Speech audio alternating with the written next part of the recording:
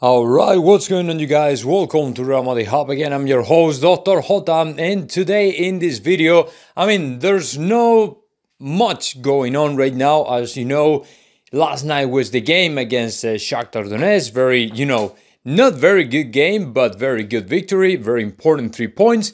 And today, it is just a very, very slow day. So we will take advantage from it to speak a little bit more about all the, consequences that the game last night might have for some of the players of Real Madrid who, in my opinion, today are a little bit more closer to be transferred to another teams and to get out of Real Madrid than staying. And also, we will be talking about a very important news regarding to Vinicius Jr. because after the 2 assists of the Brazilian player to Karim Benzema, let me tell you what, Vinicius Jr. is improving significantly more the numbers that Cristiano Ronaldo and Leo Messi had at his age in the Champions League. Right now, Vinicius Jr. is even better than these 2 super top big names in the history of soccer. And also, we will be talking about Erling Haaland because right after we learn the price, according to Toni Kroos' agent, the price of Erling Haaland, it is set in about 300 million for the next 5 years. We will discover how Real Madrid can afford the sign, just because today all the finances that will be approved in Real Madrid club next November the 20th has shown and proved everybody that we are in a very good shape financial wise, so we can afford the signing of Erling Haaland. And it is not only that, we are actually, not the only team in Europe, but maybe the team in the better shape to sign a player like Erling Haaland and also Kylian Mbappe. But we have to postpone the negotiation for the Norwegian player for a reason, and I'll let you know why. So let's get started with everything. Let's start talking about, like I said, Vinicius Jr. and the comparison with Cristiano Ronaldo and Leo Messi that today they did in Diario AS, because they have kept in mind, they have been comparing the numbers of Cristiano Ronaldo and Leo Messi at his age, 21 years old. And okay, how many goals did they score at his age, and how many assists did they have at that moment? So if you look at the numbers, Vinicius Jr. already has 6 goals and 7 assists, right? Which means about 13, whether goals or assists, every 150 minutes, which is great. Leo Messi at this point only had, being only 21 years old, only had 8 goals but none assists. 0 assists. And Cristiano Ronaldo, it's even more incredible. Cristiano Ronaldo, at that age of 21 years old, he only had 3 goals in the Champions League. And right now, Vinicius Jr. has scored and assist more than both of them combined, which is great, because that makes me and leads to me to think that this player will become or might become one of the most successful players in the Champions League and also in Real Madrid. If you think about it, all the numbers, all the assists, and right now, the momentum Vinicius Jr. is experiencing right now in Real Madrid is so great that, in my opinion, he will surpass and right quick to these 2 monsters of the soccer history. Of course, it's going to be difficult, though. I'm not saying, okay, this is done, this is over, Vinicius Jr. will become the next greatest player in the world and things like that. He has to prove a lot of stuff before to say anything, or before to compare with the long career and the successful career of Cristiano Ronaldo and Leo Messi. That is, of course, I get it. But let me tell you what, 21 years old guy in this moment, the Real Madrid, when he is being one of the most or the best players in Real Madrid alongside Karim Benzema, with all the soccer life, with all the soccer career ahead, let me tell you what, this player can be definitely one of the best players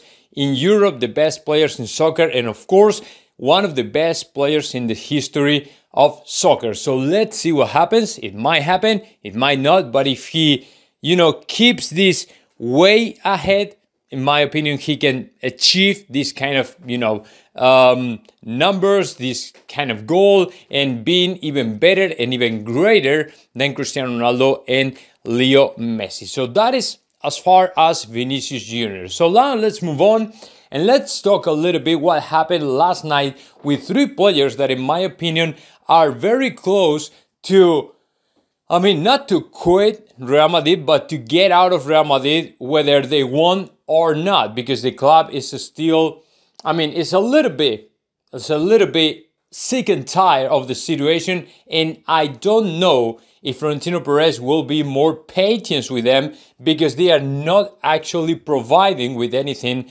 to the club. I'm talking about Hazard and Marco Asensio, and also Camavinga, which is in a very different situation. So, we can't put them together because we are talking about different things. So I'm going to start first with Eden Hazard and Marco Asensio, because last night they didn't have a single minute in the game and they were not important. And of course, they were not featured in the lineup, which was really surprising for me, because considering Rodrigo Goes was not going to be there, was not going to be in the right wing, I was thinking for Asensio to be in the lineup and maybe Eden Hazard. So when I saw any of them were going to be there, it was like, oh God, this is over for them. I don't think Carlo Ancelotti will give him any other single opportunity. I don't think these guys will have any other chance to success in Real Madrid, because it's very difficult. It's very difficult. When we saw, for example, let's just start with Eden Hazard. Eden Hazard hasn't had any single minute in the last games of Real Madrid. And of course, as the time goes by, what I see is the Belgian player going down way to the bottom in the different options that Carlo Ancelotti has for the attack of Real Madrid. So right now, when he's picking other players like Lucas Vázquez or Rodrigo Goes ahead of him, it is because he really doesn't trust in the Belgian player anymore.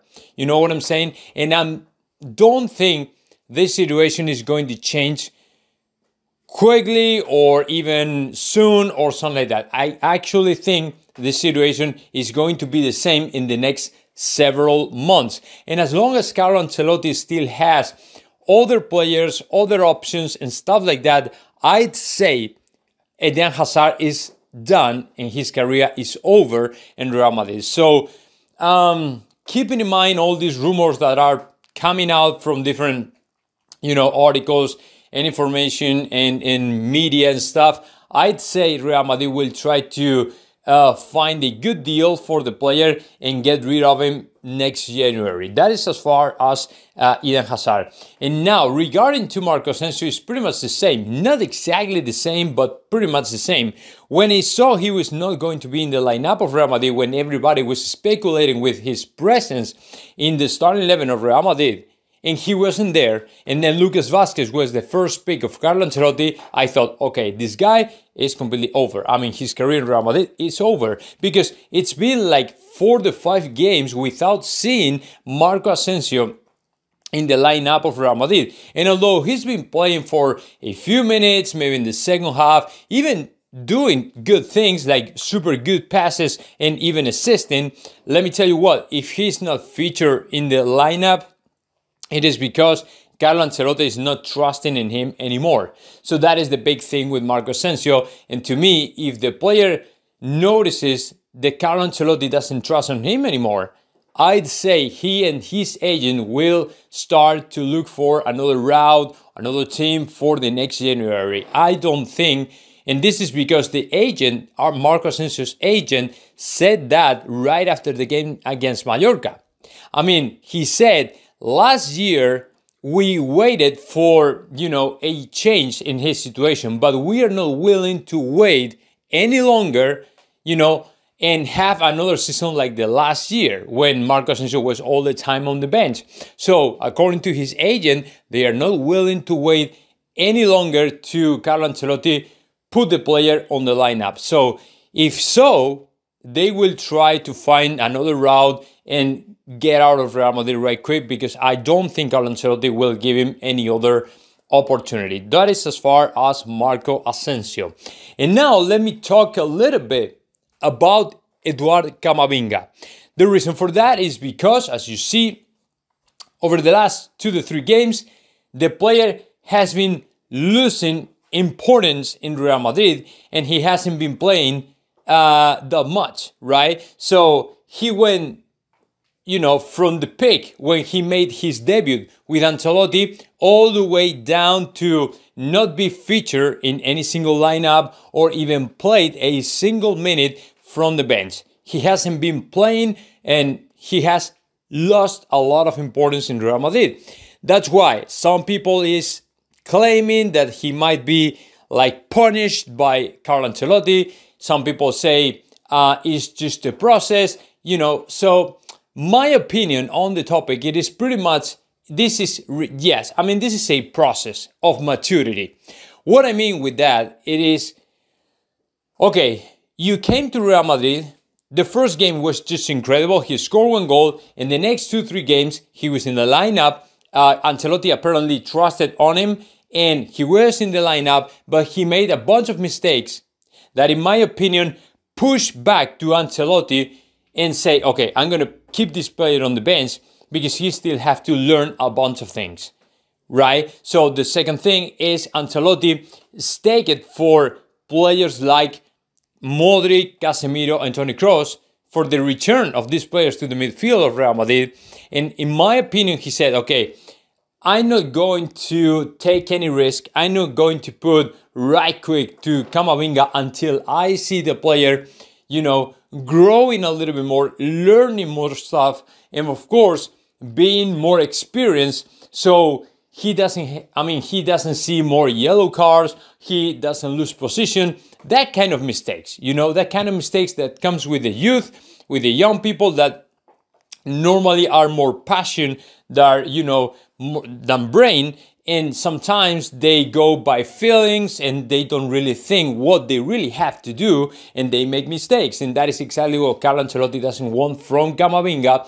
And in my opinion, that's why he's keeping him on the bench until he feels that the player has learned a bunch of lessons, so he can get back to the lineup or he can get back to the squad and really show that he's a good player without losing his mind.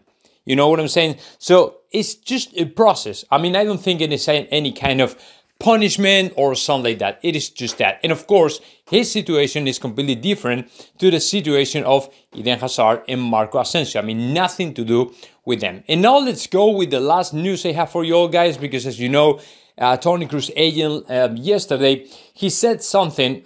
He set the price Erling Haaland would cost to every single team that might be interested in his signing next year. And he said 300 million, including the salary for the next 5 years, and of course the agent, Mino Raiola's commission, and all the stuff.